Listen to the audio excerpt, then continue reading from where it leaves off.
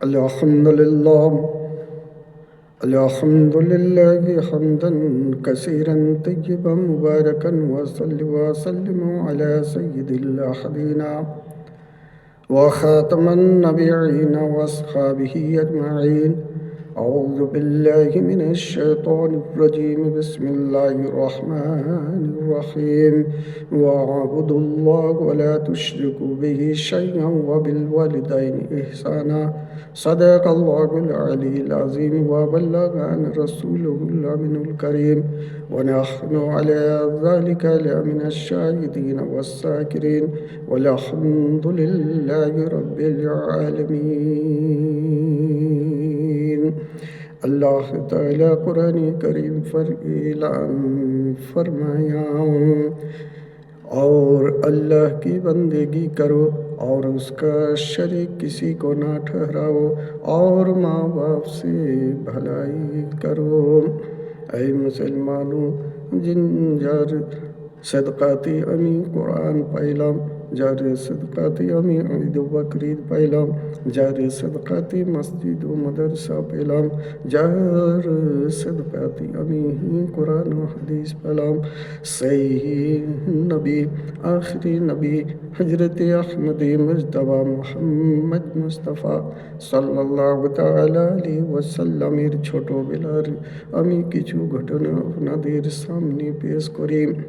আল্লাহ নবী একবার জঙ্গলের সামনে দিক থেকে নিজের বাড়িতে আসছিলেন। নিজের বাড়িতে ঢোকার আগে উনি আসমানের দিকে মাথা করে আসমানের দিকে তাকাচ্ছেন আর তাকিয়ে তাকিয়ে উনি মনের মধ্যে চিন্তা করছেন যে আই আল্লাহ, আমি দুনিয়াতে আসার আগে আমার বাবাকে তুমি তুলে নিলে, আর আমার এই বয়সে এখন আমি নিজের মাকে দেখতে পাচ্ছি না, আমার মা কি অবস্থায় কোথায় আছে। আল্লাহ তাআলার তরফ থেকে আওয়াজ এলো, কে বান্দা, তোমার মা তোমার বাড়িতে বসে আছে। যখন আল্লাহ নবী সেই নিজের বাড়িতে প্রবেশ করলেন, দেখছেন উনার মা এক ঘরের কোণাতে বসে উনি মাথাকে ঝুঁকিয়ে আর কাঁদছেন। এমনভাবে কাঁদছেন, শুষ্কে শুষ্কে উনি কাঁদছেন। আখরি নবী, উনি ছোট বাচ্চা, উনি গেলেন নিজের মায়ের কাঁধাতে, পেছন দিক থেকে হাত দিলেন আর হাত দিয়ে বলছেন কে আই মা, তুমি কাঁদছো নাকি? এই মা, তুমি কি কাঁদছো? যখনই মায়ের কাঁধাতে হাত দিয়ে ছেলে আওয়াজ দেয়, তখনই মা কিন্তু আরো বেশি যে আছে কল্পে কল্পে কাঁদতে শুরু করলেন। মা ছেলেকে ধরে কাঁদছেন এবং ছেলে মায়ের সিনাতে লেপটে কাঁদছেন। একে কাঁদতে কাঁদতে মায়ের আঁসু সেই বাচ্চার চেহারার মধ্যে লাগছে এবং ছেলের আঁসু মায়ের চেহারার মধ্যে লাগছে। এই অবস্থাতে দুজন কাঁদতে কাঁদতে কিছুক্ষণ পরে আমার প্রিয় নবী আখরি নবী ছোট বাচ্চা সেই সময় উনি মাকে বলেন যে এই মা, তুমি যে কাঁদছো আমাকে গরিব মনে করে? এই মা, তুমি কি কাঁদছো আমাকে ইয়াতীম মনে করে?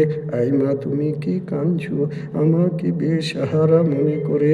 এই মা, তা নয়, তুমি যদি ইশারা করো তো ইশারা করলে আমি আসমানের চাঁদ এবং তারাকে তুড়ে এনে তোমার কদমের তলাতে রেখে দিব। মা আমিনা বলেন যে বেটা, তা নয়, আমি তোমাকে গরিব মনে করে কাঁদিনি, তোমাকে বেসাহারা মনে করে কাঁদিনি, আমি তোমাকে ইয়াতীম মনে করে কাঁদিনি। এই বেটা, আজ আমার তোমার বাবাকে মনে পড়ে গেল, তোমার বাবাকে আজ আমার খেয়াল হয়ে গেল, তাই আমি তোমার বাবাকে মনে করে করে কাঁদছি। আল্লাহর নবী বললেন, জি মা আর কেঁদো না, আল্লাহর মর্জি বাবাকে তুলে নিয়েছে। কিন্তু মা বললেন যে বেটা তুমি যাও, তোমার দাদার কাছে ইজাজত নাও, তোমার দাদা যদি চান, তোমার দাদা যদি বলেন, তাহলে আমরা দুজন চলো যাব তোমার নানির বাড়িতে। আর তোমার নানির বাড়িতে গিয়ে কিছুদিন থাকবো। আর রাস্তার মধ্যে তোমার বাবার মাজার আছে, তোমার বাবার মাজারে গিয়ে আমি কিছু মনের কথা বলবো, আর তোমাকে গিয়ে ওখানে তোমার বাবার মাজারকে দেখাবো, আর তোমার বাবার কাছে আমি কিছু মনের কথা খুলে বলবো। আল্লাহ নবী গেলেন, নিজের দাদার কোলে গিয়ে বসলেন। আর দাদার কোলে বসে কোনো সময় দাদার দাড়িকে চুম খাচ্ছেন, কোনো সময় দাদার পেশানিকে চুম খাচ্ছেন, কোনো সময় দাদার মাথার চুলকে মুঠি ধরে আর আস্তে আস্তে টানছেন। যখন এইরকম ভালোবাসা মহব্বত দাদার কোলে বসে করেন দাদাকে, তখন দাদা কিন্তু বুঝতে পারলেন, যে বললেন, যে বেটা তুমি কি আমাকে চাইছো, তুমি কি কোনো বলতে চাইছো, তুমি কি আমার কাছে কোনো দরকার আছে তাই তুমি বলতে পারছো না, তুমি খুলে বলো কি চাইছো। তখন আল্লাহ নবী বললেন যে দাদা যদি মা এবং আমাকে ইজাজত দেন, তাহলে আমরা কিছুদিন নানির বাড়ি যাব। আল্লাহ নবী যখন বলেন, তখন ওনার দাদা আব্দুল মুতাল্লিব উনি বললেন যে বেটা যখন মক্কা থেকে মদিনা যাবে অনেক লম্বা রাস্তা, তাই মক্কা থেকে যখন কাফলা যাবে মদিনা, তখন সেই কাফলার সঙ্গ ধরিয়ে দিব, তোমরা সেই কাফলার সঙ্গে চলে যাবে। আল্লাহ নবী মাকে গিয়ে বললেন যে মা দাদা ইজাজত দিচ্ছেন, কিন্তু মক্কার থেকে কাফলা যাবে তাদের সঙ্গে যাব। যখন সেই কাফলাকে সং ধরিয়ে দেন, যখন আব্দুল মুতাল্লিব দাদা যান সং ধরিয়ে দিলেন, যখন মক্কার থেকে কাফলা যায় চলে গেলেন, যাবার সময় আব্দুল্লাহর মাজারের মধ্যে গেলেন। মা আমিনা গিয়ে বলেন যে আব্দুল্লাহ তুমি তো আমাকে একেলা ছেড়ে এসেছো, তুমি তো একেলা এসে এখানে পড়ে আছেন, কিন্তু আমি আজ তোমার কাছে এসেছি, আমি একেলা আসিনি, আমি তোমার চামনের ফুলকে নিয়ে এসেছি, তোমার ছেলে তোমার বেটা মোহাম্মদকে আমি নিয়ে এসেছি। এখন এখানে সাক্ষাৎ করার পরে চলে গেলেন নানির বাড়িতে। নানির বাড়িতে গিয়ে 1 মাস 15 দিন 1.5 মহিনা ওইখানে রইলেন। 1.5 মহিনার পরে মা আমিনা বলেন যে বেটা অনেক দিন হয়ে গেল, চলো এবার দাদার বাড়িতে যাব, কারণ তোমার দাদা সময়ে চান করছে কি করছে না, তোমার দাদা খাবার খাচ্ছে কি খাচ্ছে না, তোমার দাদার হয়তো আমাদেরকে মনে পড়ছে, তার জন্য বেশি দেরি না করে 1.5 মাস হয়ে গেল, চলো বেটা এবার দাদার কাছে যাই। ওনারা আসছেন রাস্তার মধ্যে, সেই মদিনা থেকে কাফলা মক্কা শহরে যখন আসবেন, সেই কাফলার মধ্যে সঙ্গ হয়ে আসছেন। আস্তে আস্তে এমন জায়গাতে পাহাড় পর্বত চারদিকে, যে জায়গাতে ওনাদের শরীর খারাপ হয়ে যায় মা আমিনার, সেই শরীর খারাপ হবার পরে দেখছেন যে জঙ্গলের সামনে আর চলতে পারছেন না, উঠতে বসতে পারছেন না, এইভাবে তার শরীর অসুস্থ হয়ে যায়। এমন জায়গাতে শরীর অসুস্থ হয়ে যায় যে জায়গাতে কোনো সামনাসামনি বস্তি নেই, চারদিকে জঙ্গলে জঙ্গল। ওই সামনে ওনার শরীর খারাপ হয়ে যায়, অনেকক্ষণ কাফলা রুকে থাকে। সেই কাফলার মধ্যে মানুষ আওয়াজ উঠাচ্ছে, কিছু লোক বলছেন যে অনেক দেরি হয়ে যাচ্ছে, চলো মা আমিনার কাছে ইজাজত নাও, যদি উনি ইজাজত দেন তাহলে আমরা চলে যাব। যখন মা আমিনা আমেনার কানে এই আওয়াজ পৌঁছে নিজের বেটা ছেলেকে বলে যে যা বেটা ওই কাফলাকে ইজাজত দিয়ে দাও, কাফলা যেন চলে যায়, আমাদের শরীর ঠিক হবে, আমরা ভালো জানবো, চলতে পারবো, তখন কিছুক্ষণ পরে আরাম করার পরে আমরা চলে যাব। যখন ওনারা কি ইজাজত দিয়ে দেয় কাফলাকে, কাফলা আগে বাড়তে চলে যায়। কাফলা যাতে যাতে অনেক দূরে কাফলা যখন চলে যাচ্ছে, আল্লাহ নবী দেখছেন যে কাফলা এত দূরে যাচ্ছে যে চোখের নজরের অনেক দূরে যাচ্ছে, লুকিয়ে যাচ্ছে। একদিকে সূর্যর দিকে দেখছেন, সূর্য আস্তে আস্তে ডুবতে চলেছে, অন্ধকার হবে। একদিকে মায়ের শরীর ভালো হওয়ার জায়গাতে দেখা যাচ্ছে শরীর আরও বেশিরভাগ যে কমজোর হয়ে যাচ্ছে। আল্লাহ নবী এই অবস্থাতে ওই জঙ্গলের সামনে রুকে গেছেন। একদিকে মা আমিনার শরীর খারাপ হয়ে আছে, একদিকে উম্মে ইয়ামান এক খাতুন সঙ্গে আছেন। তিনজন ওই বিরান জায়গা জঙ্গলের মধ্যে ওনারা রয়ে গেছেন। কিছুক্ষণ পরে দেখছেন আস্তে আস্তে মা আমিনার শরীর কমজোর হয়ে যায়। যখন শরীর কমজোর হয়ে যাচ্ছে, মা আমিনা সেই উম্মে ইয়ামিনের হাত এবং আমার প্রিয় নবীর হাত, 6 বছরের ছেলেকে সেই উম্মে ইয়ামিনের হাতে ধরিয়ে দেন। আর হাতে ধরার পরে বলছেন যে এই খাতুন দেখো দেখো, তুমি আমার ছেলের উপরে খেয়াল রাখবে। তুমি তো জানো যদি কোনো ছেলের মা মারা যায় তখন কারো দেওয়াল ধরে কাঁদবে আর কারো দেওয়াল ধরে কাঁদবে, কিন্তু কেউ মানানেওয়ালা হবে না, তাকে কেউ দেখনেওয়ালা হবে না। তাই আমি তোমার হাতে তোমার জিম্মাতে দিয়ে দিলাম, তুমি তার খেয়াল রেখো। কারো দরওয়াজাতে কারো দেওয়াল ধরে যেন কাঁদে না, না হয় আমার অনেক কষ্ট হবে, আমার শেষ টাইম হচ্ছে। এই বলে উনি এক হাত উম্মে ইয়ামিনের হাতে নিজের ছেলের হাত ধরিয়ে দেয়। আর ওই অবস্থাতে আস্তে আস্তে মা আমিনার দুটো হাত জমিনের দিকে মেলে দেয়। যখন সেই দুটো হাত মেলে দেন, এই সময় এমনভাবে চিক উঠল, আর চিক ওঠার পরে তার রূহ পারওয়াজ হয়ে গেল। আপনারা চিন্তা করুন, ওই জঙ্গলের মধ্যে মা মারা গেলেন, মায়ের লাশের হবে তো হবে কি, ওই জায়গাতে আর কেউ সাহারা মদদ করনেওয়ালা নেই।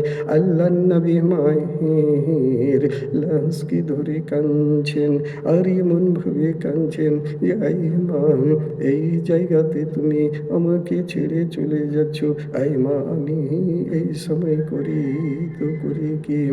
এইরকম ভাবে যখন আল্লাহ নবী কাঁদছেন, কাঁদতে কাঁদতে আসমানের মধ্যে ফেরেশতার বারগায় কোহরাম মেচে যায়। আর খোদার বারগায় ফেরেশতা গিয়ে বলেন, কে মাওলা, এই অবস্থায় বাচ্চার মা মারা গেল, এই অবস্থাতে বাচ্চার কি হবে? যে জায়গাতে মারা গেছে মাওলা, ওই বাচ্চাকে তো আল্লাহ তাআলা বলেন যে এই ফেরেশতা, ওই বাচ্চা হচ্ছে আমার মাহবুব। সেই ফেরেশতা বলেন কে মাওলা, যদি ওই বাচ্চা তোমার মাহবুব আর ওই বাচ্চার উপরে এই অবস্থা, এই ঘটনা, সে হবে কে? আল্লাহ তাআলা বলেন, ফেরেশতা শোনো, আমি যেটা জানি সেটা তোমরা জানো না। ফেরেশতা বললেন যে মাওলা, ওই তার মধ্যে আসলিয়াতকে, তার মধ্যে হাকিকতকে, এই মাওলা সেই রাজের পর্দা তুমি খুলে দাও, তাকে আমরাও যেন জানতে পারি। খোদাবুল কুদ্দুস বললেন যে এই ফেরেশতা শুনো শুনো, এই বাচ্চা যখন জন্ম নেয় না তার আগে তার বাবাকে তুলে নিলাম, কারণ এই জন্য যে যেন বাবার মোহাব্বত এনার উপরে হাসে। এই বাচ্চার মাকে আজ তুলে নিলাম এই জন্য যে এই বাচ্চার উপরে ভালোবাসা মহব্বতে প্যারের ছায়া যেন না থাকে, কারণ এই বাচ্চা একদিন সারি কায়নাতের মদদগার, সারি কায়নাতের ছায়া বনবে। তাই এর মা বাবার মহব্বতকে দূরে করে দিলাম। আল্লাহর ফেরেশতা শুনলেন। এই অবস্থাতে বাচ্চা চিন্তা করছেন যে করি তো করি কি। উম্মে ইয়ামান আর ওই বাচ্চা দুজনের মিলে ওই জঙ্গলের সামনে এক এক করে পাথরকে উঠাছেন। পাথরকে তোলার পরে এক এক কবর বানালেন। ওই কবরকে বানাবার পরে সেই কবরের মধ্যে মা আমিনাকে দফনানো হলো। আর দফনাবার পরে সেই বাচ্চা কবরকে ধরে কেঁদে কেঁদে বলেন যে এই মা, আমি যাব কি করে দাদার বাড়িতে? এই মা, তোমাকে এই জঙ্গলে ছেড়ে আমি যাব কি করে? এই মা, তোমাকে জঙ্গলে ছেড়ে গিয়ে আমি বাড়িতে থাকবো কি করে? এই মা, তোমাকে জঙ্গলে ছেড়ে যাওয়ার পরে আমি দাদাকে কি জবাব দিব? মা, আমি তো তোমাকে সঙ্গে নিয়ে এসেছি, আর আমি দাদার কাছে একেলা যাব, তো আমি দাদাকে কি জবাব দিব? এই বলে ওখান থেকে উম্মে আমিন তাকে ধরে নিয়ে যান। ধরে নিয়ে যাওয়ার পরে চলতে চলতে কিছুক্ষণ পরে পেছনে তাকাচ্ছেন, তো দেখছেন যে আল্লাহর নবী গায়েব আছেন। উনি দৌড়ে চলে এলেন, আসার পরে জঙ্গলের উপরে উঠে খুঁজছেন আল্লাহর নবীকে, যে কোনো জঙ্গলের জানোয়ার ধরে নিয়ে নিল না তো, কোনো পাখি তাকে তুলে নেয়নি তো। এমনিভাবে উনি তল্লাশ করছেন। দেখছেন উঁচু জায়গার থেকে উনি দেখছেন যে সেই মায়ের কবরে ধরে ধরে বাচ্চা কাঁদছে। ইয়ামান সেই জঙ্গলের থেকে নিচে এলেন আর ছেলেকে মানালেন। মানাবার পরে নিয়ে চলে এলেন মক্কার থেকে মদিনা দাদার বাড়িতে। মুদ্দতের পরে আল্লাহ নবী যখন বড় হয়ে যায়, মসজিদে নবীর মধ্যে ইমামতি করছেন। একদিন হঠাৎ সেই মসজিদে নবীর দেওয়ালকে ধরে উনি কাঁদছেন আর কেঁদে কেঁদে আঁসু বহাছেন। ওমর ফারুক বলেন, যাই ইয়া রাসূলুল্লাহ, আপনাকে কে কষ্ট দিল, কার হাতে আপনাকে দুঃখ পৌঁছালো, আপনি বলে দিন, তার হাত কেটে নেব। কারো চোখের দরজি যদি আপনাকে কষ্ট দিল, তো আপনি বলে দেন তার চোখ কেড়ে নিব। কেউ যদি আপনাকে আঘাত দিয়ে কষ্ট করে আপনাকে কাঁদালো, তো আমি তার গর্দন কেটে দেব, তুমি বলো। আল্লাহ নবী বললেন যে না না উমর ফারুক, এটা তা নয়। আজকে আমার মা মনে পড়ে গেল, আমার মাকে মনে পড়লো, তাই আমি মায়ের খেয়াল করে করে কাঁদছি। উমর ফারুক বলেন, ইয়া রাসূলুল্লাহ, আপনারই তো বয়স, কিন্তু এখনো আপনার মাকে মনে পড়ছে। আল্লাহ নবী বললেন, হ্যাঁ হ্যাঁ, আমার মাকে মনে পড়ছে। আজকে আমি মসজিদে নবীর মধ্যে যদি নামাজ পড়াতাম, মসজিদে নবীর মধ্যে যদি খুতবা দিতাম, মসজিদের নবীর মধ্যে আমি যদি মেম্বারে হতাম, আর যদি আমার মা হুজরাত থেকে আমাকে ডাকতেন যে এই বেটা তুমি আসো, তোমার কাজ আছে, যখনই মা আওয়াজ দিতেন, তো আমি খুতবার কে ছেড়ে দিয়ে, আমি মাসাল্লাতে নামাজ পড়াতে ছেড়ে দিয়ে, আমি আল্লাহর ইবাদতকে ছেড়ে দিয়ে আমি প্রথমে মায়ের কাছে যেতাম আর মায়ের কথা পালন করতাম। ওমর ফারুক বললেন, যে আল্লাহ নবী আল্লাহর ইবাদতকে ছেড়ে আর বান্দিকে রাজি করার জন্য যাতেন। আল্লাহ নবী বললেন, হ্যাঁ হ্যাঁ উমর, আমি যদি আল্লাহর ইবাদত ছেড়ে মাকে মানাতে যাই, তো আল্লাহ নারাজ হবে, আল্লাহকে মানানো আসান হয়ে যাবে। আর যদি মা বাবা যদি কোনো ছেলের উপরে নারাজ থাকে, তাহলে আল্লাহ নারাজ হয়ে যায়। সেই জন্য মা যদি রাজি থাকেন, বাবা রাজি থাকেন, তো আল্লাহর রাসূল রাজি হয়ে যায়। তার জন্য মায়ের সেবা করো। কারণ আল্লাহ তাআলা কোরআনে কারীমের মধ্যে এলান করে দিয়েছেন যে মা বাবার ভালাই করো, মা ইল্লাল্লাহ।